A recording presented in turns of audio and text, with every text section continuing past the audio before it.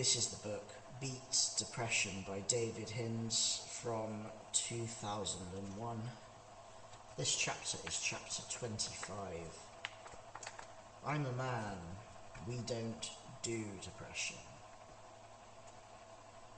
Telling one's sorrows often brings comfort.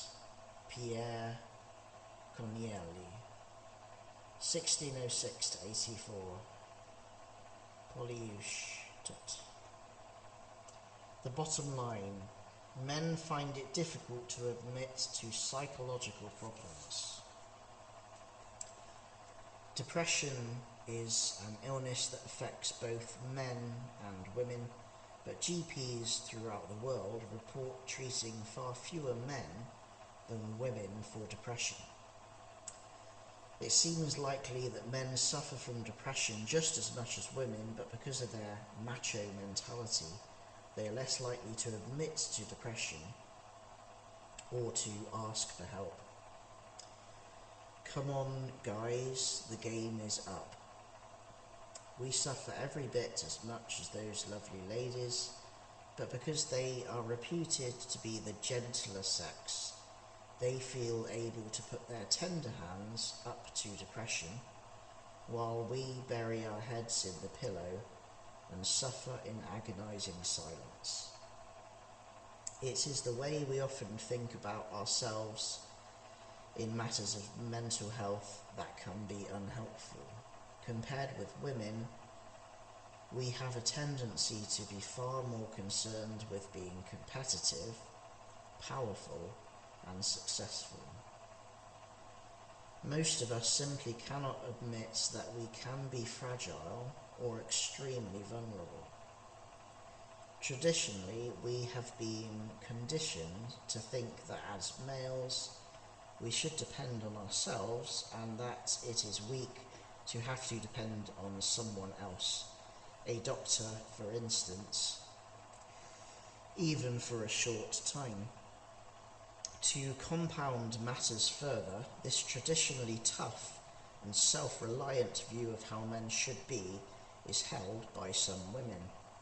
Men can find that owning up to their weaknesses can result in their partner rejecting them. Men, unless they have been specially trained, do not have the ability to cope with disagreements and upsets as well as women do. Arguments have a tendency to make men feel physically uncomfortable, and they will usually try to avoid all manner of difficult discussions by making excuses or going out for a drink. Furthermore, men have traditionally seen themselves as the breadwinners and leaders of their families, but are finding that it is women who most often start the process of separation and divorce.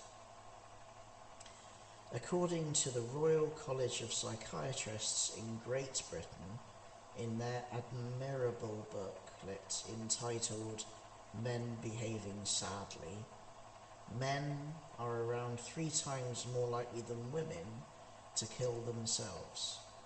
Suicide is most common among men who are separated, widowed,